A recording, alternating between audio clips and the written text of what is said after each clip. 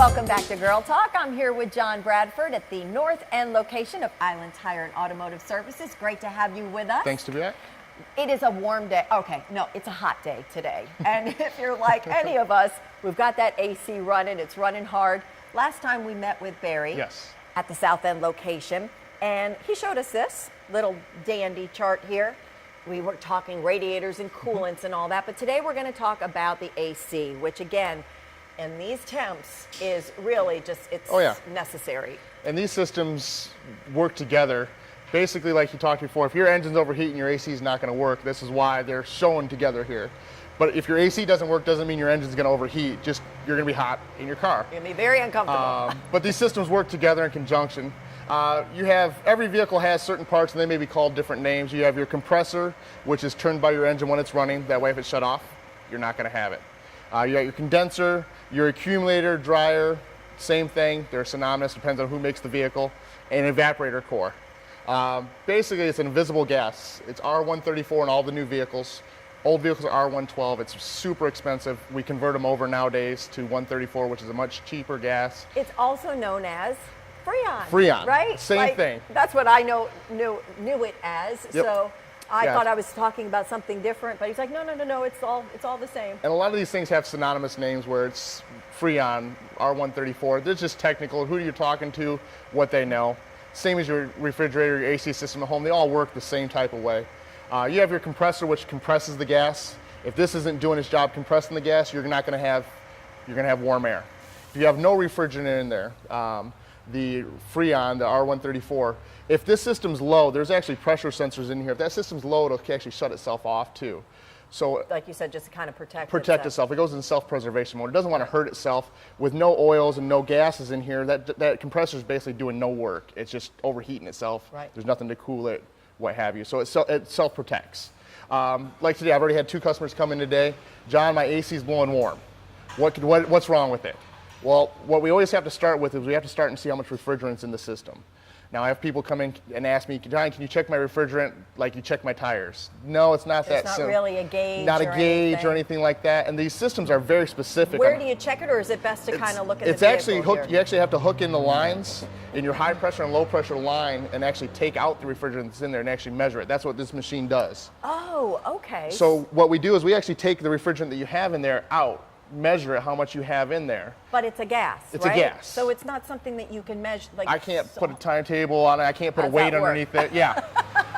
So I have to see what you have in here before I can tell you what we need. Now, if your refrigerant's full, then I know we have a different issue. If it's low, we have to start with that point right there. Right. Because low refrigerant will do the same thing. It'll kick the compressor off so it doesn't hurt itself. You also won't have enough gas to compress to actually make it cold. Like this vehicle here, it's actually just starting to get warm air inside of it. It's not cold like it was. We've already done the evac on this. This has 0.55 pounds of refrigerant in the system. This vehicle requires 3 pounds of refrigerant, so it's 2.5 pounds low, which makes sense. That's why it's not There you go. cool. Well, this system's a closed loop system. It doesn't leak out. There's no chance for it to escape. So where'd it go? That's where we got to find out. Well, this gas is invisible, like you said.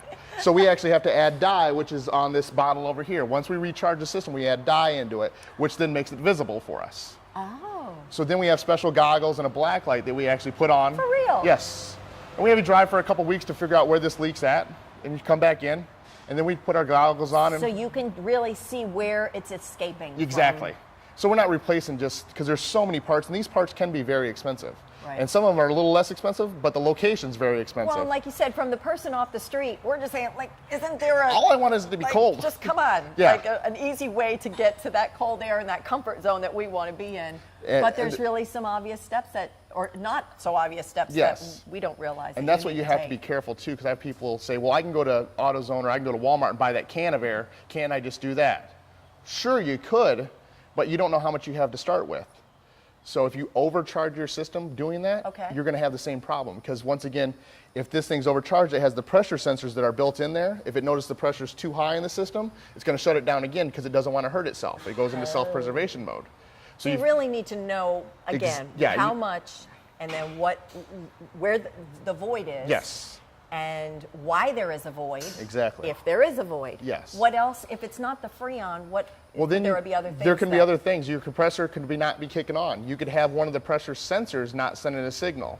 Well, if your system's low, we have to start with the basic. We know that it's low. We have to start with that and then go from there. Right. And that's where the testing all starts is, do you have enough refrigerant in the system to make it cold? If you don't, then we move forward from there. We turn it on, start it. This vehicle will be blowing cold in about 10 minutes. If it's not, then we have to start with compressors. But like you said, he was already blowing cold last time he used it. It's now just blowing a little bit warmer. We have to start with that. Done the test, it's low. Yep, we're going to put dye in it, figure out where his leak's at, then we'll bring him back in and fix whatever component's leaking. Okay. So that way you don't have to keep putting refrigerant, because this system for this service costs anywhere from $150 to $200, $220, depending on how much refrigerant we need to put into the system. So you don't want to keep having to come back and do that again and Exactly. again. So let these guys here at Island Tire and Automotive Services diagnose the issue and figure out exactly what's going on. There's a method behind the madness. Always. And we can't question the experts. I know we always want to kind of figure out there's got to be a shortcut, but y'all know what you're doing. Yep. And that's the thing. It's about relationships, trusting your local guys, 2 locations, and you just kind of get that relationship where you know that they know what they're doing and you trust them to keep you cool and comfortable all summer long. So thank you, John, as always. Thank you. Don't want to leave you hanging. Thanks, buddy. Appreciate it. And thank you all for tuning into this episode of Girl Talk. I'm Debbie Court, and we'll see you next time.